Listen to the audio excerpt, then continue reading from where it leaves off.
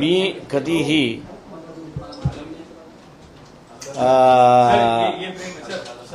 Yes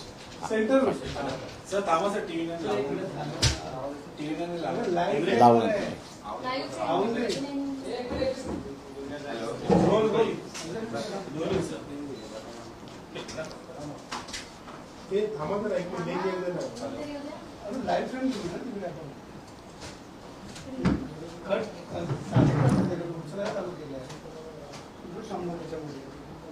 सुरुवात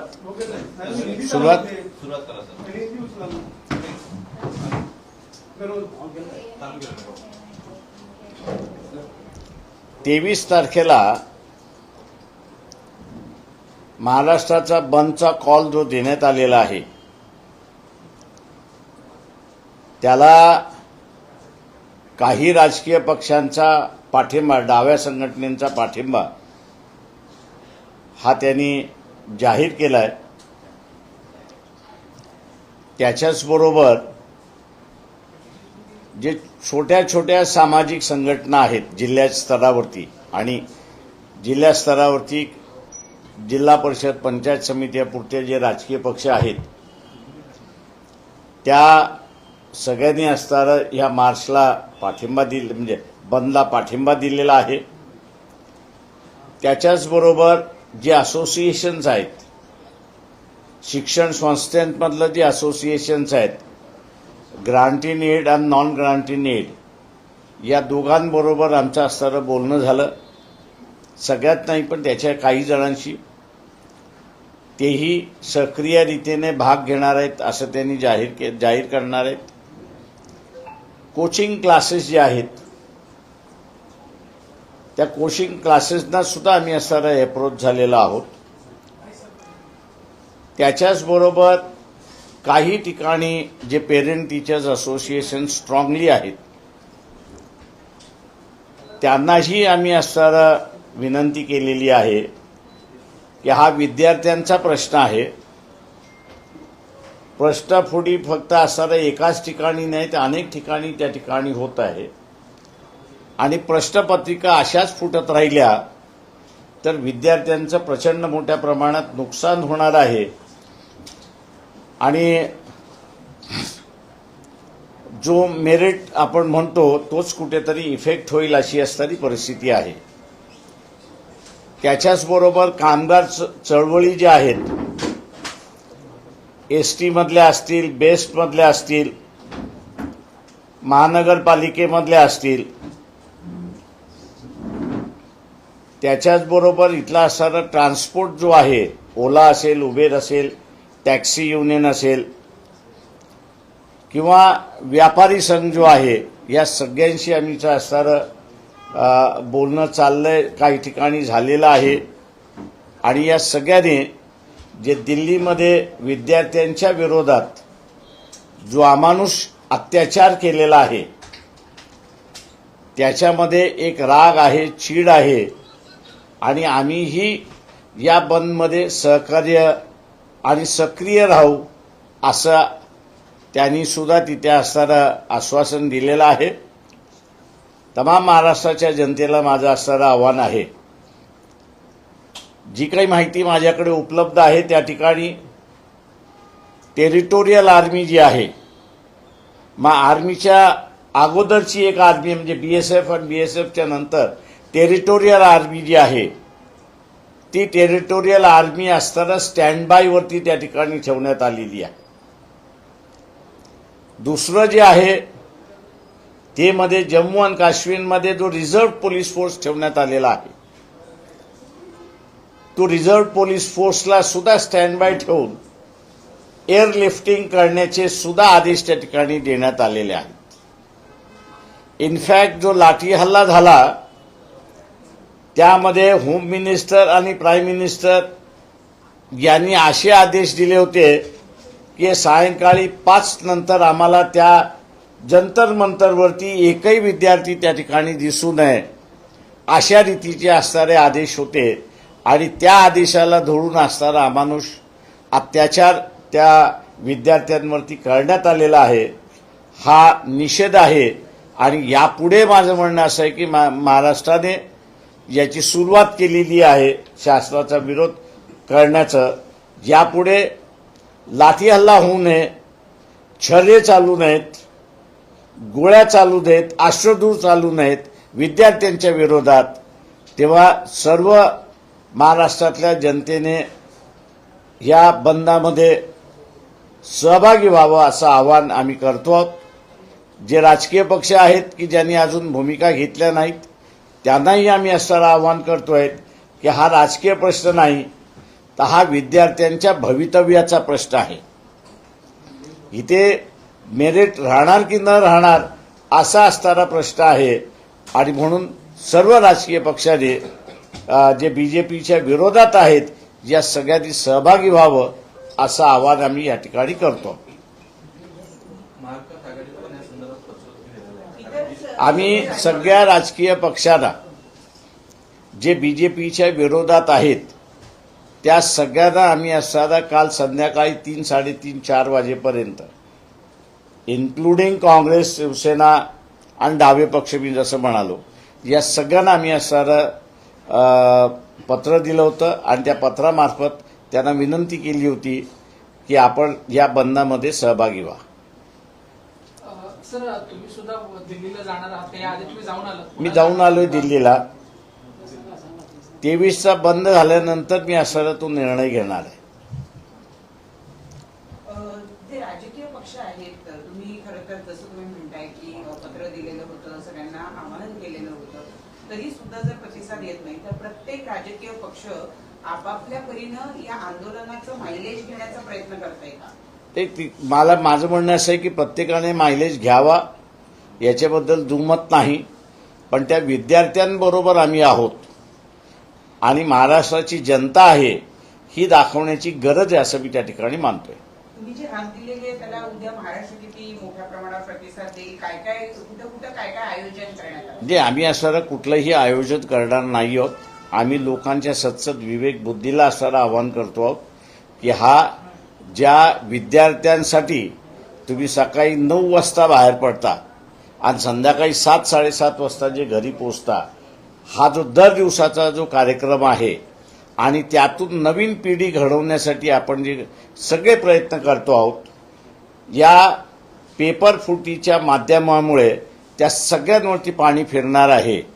आणि म्हणून हे होऊ नये, पुढच्या पिढीचं सुरक्षितेचं आव्हान आम्ही करतो आहोत. आणि त्या बंदच्या माध्यमातून जे शासन आहे त्या शासनाला सुद्धा जबर बसली पाहिजे की जे कोणी पेपर फोडतंय त्याच्या विरोधात कारवाई झालीच पाहिजे आणि केलीच पाहिजे.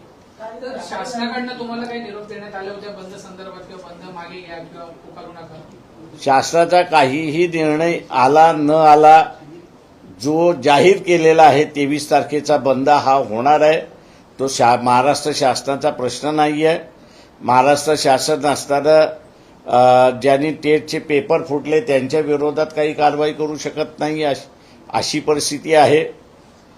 तर हा एक नॅशनल इश्यू आहे पेपर फुटीचा आणि त्या संदर्भातलं हे आंदोलन आहे असं मी मानतोय. काल राहुल गांधी आणि काँग्रेसने सुद्धा आंदोलन केलं होतं, त्यांना सुद्धा बळजबरी उचलून देण्यात आलं होतं मंत्रुटाणांच्या घराच्या समोरचं आंदोलन. त्या एकतर मुळात त्या आंदोलनाला उशीर झालाय का? काँग्रेस इतके दिवस का आली नाही? आणि जे आंदोलन ज्या पद्धतीनं दडपण्यात आलं त्याबद्दल तुमचं काय म्हणणं आहे? नाही, माझं एवढंच म्हणणं आहे की राहुल गांधीने जंतर मंतरवरती जिथे लोक आहेत तिथे जाऊन आंदोलन करावं, ते उचित राहील असं मी त्या ठिकाणी मानतोय. सेकंड सेंटर होणार नाही याची त्यांनी दक्षता घेतली पाहिजे. नाही तर मीडिया आणि या सगळ्या माध्यमातून 2 वेगवेगळे सेंटर झालेत असं दाखवण्याचा प्रयत्न होणार आहे. सर, दुसरीकडे भाजपचं सुद्धा जे आहे ते काँग्रेसला उत्तर देण्यासाठी आता भाजपचे युवा मोर्चा रस्त्यावर उतरलेली आहे आणि ते पण आता आंदोलन करतायत. भाजपच्या युवा मोर्चाच्या आंदोलनाकडे तुम्ही कसं बघता? काय म्हणते आंदोलन? ते मी त्यांना आवाहन करणार आहे की बाबा हे आंदोलन आमचं नाही आहे. We have pass that age. बीजेपीचे जे युथ आहेत की त्यांच्या फ्युचरचा प्रश्न आहे, त्याच्यामुळे असणारं त्यांनी सुद्धा ह्या आंदोलनामध्ये उतरावं असं मी त्यांनाही आवाहन करतोय. तर आता बीजेपी कडनं काँग्रेसच्या कार्यालयावर मोर्चा काढण्यात आला आहे, तर काँग्रेस बीजेपीच्या कार्यालयावर जाऊन त्यांना संविधान देणार आहे. या घटनाक्रमाकडे कसं बघतो? म्हणजे मी डायव्हर्ट होत नाहीये, मी इथपर्यंतच मर्यादित राहणार आहे. सर, आज सकाळी शरद पवार आणि नरेंद्र मोदी यांची सुप्रिया यांची भेट झालेली आहे. मला त्याच्याशी घेत नाही. आम्ही असणाऱ्या बंदच्या संदर्भात आहोत आणि तेवढंच पुरतं मर्यादित राहतोय मी. सर, शाळा कॉलेजेस यांना काही निरोप देण्यात आलाय का? ते चालू असणार? नाही, आम्ही असणारं, मी जसं म्हणालो की ग्रँट इन एड असोसिएशन आहे ते non grant in aid association जे आहे अशांना आम्ही असणारं विनंती केलेली आहे की हा विद्यार्थ्यांचा प्रश्न असल्यामुळे आपण असणारं ह्या बंदमध्ये सहभागी व्हावं. जसं मी म्हणालो की कोचिंग क्लासेस आहेत त्या कोचिंग क्लासेसना सुद्धा आम्ही असणारं अप्रोच झालेलो आहोत आणि ज्या ज्या ठिकाणी very strongly parent teachers association आहे त्यांनाही आम्ही असणारं अप्रोच केलेला आहे की त्यांनी सुद्धा याच्यामध्ये सहभागी व्हावं. शाळा वगैरे सर बंद असतील तर उद्या पालकांनी जर आपल्या मुलांना पाठवलं नाही तर शाळा बंदच आपोआप होतात. आता आम्ही हे करतो नंतर. हो. Hindi Yes, sir. रेडी.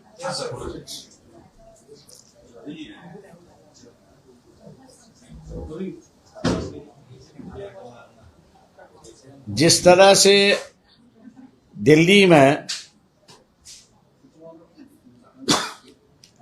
जो विद्यार्थी आंदोलन कर रहे हैं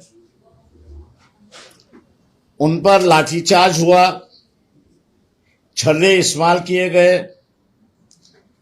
आश्रुधूर भी छोड़े गए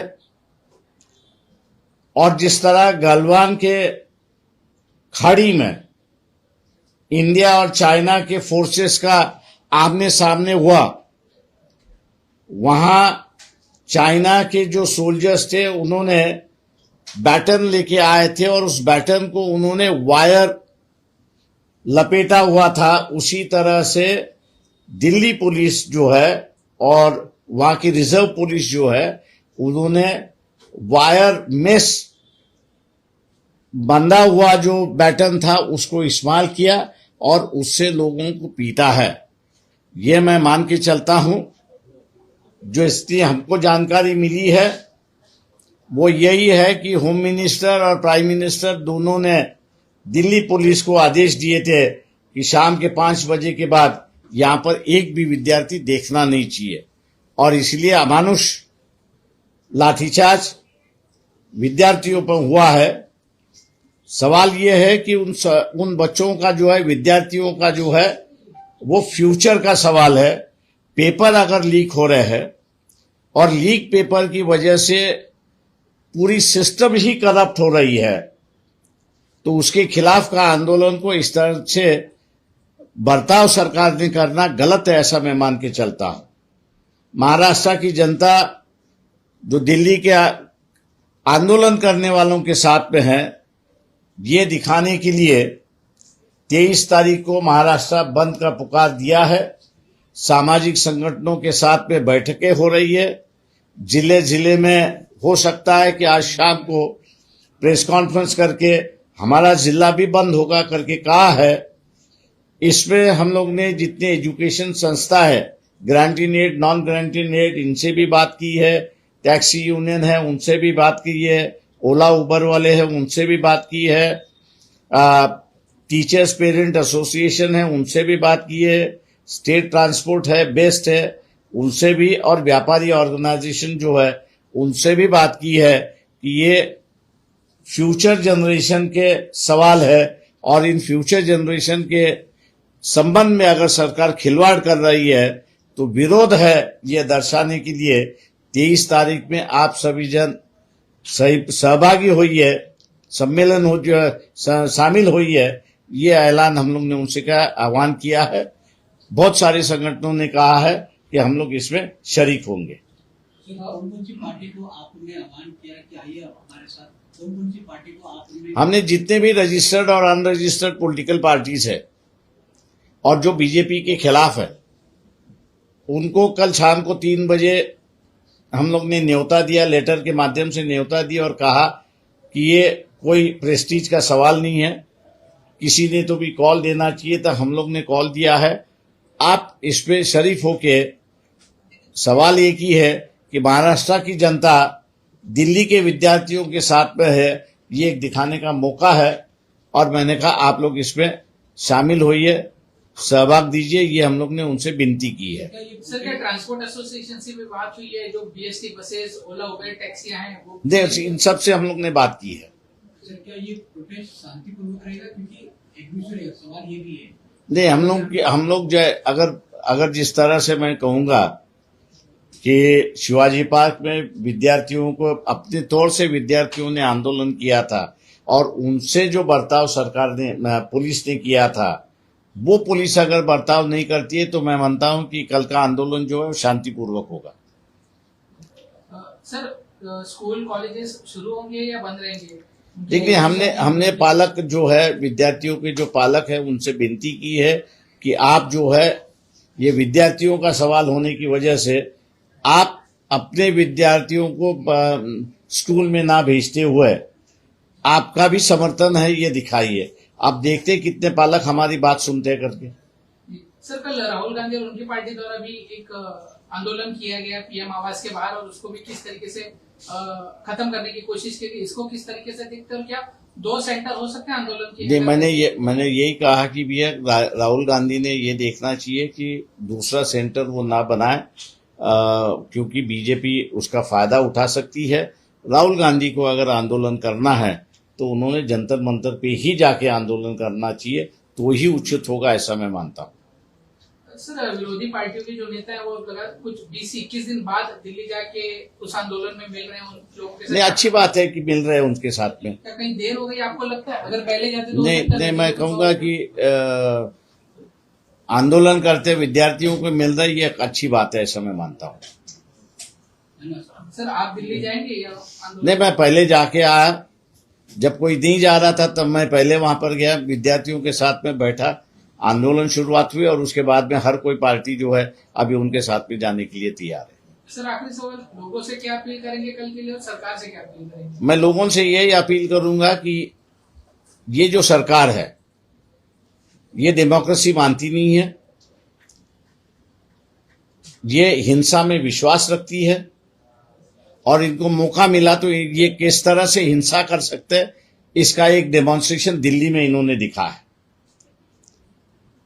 आप राज करिए, हमसे कोई एतराज नहीं है, लेकिन जो आंदोलन करता है, उस आंदोलनकर्ता के खिलाफ का जो जिस तरह से वायर मेस का बैटम इस्तेमाल किया है और छर्रे छुड़ा है, उसके विरोध में लोग हैं। इसलिए मैं आम जनता से अपील करता हूं कि 23 तारीख का जो बंद है उसको आप सक्सेस बनाइए और हम विद्यार्थियों के साथ में हैं, ये दिखा दीजिए।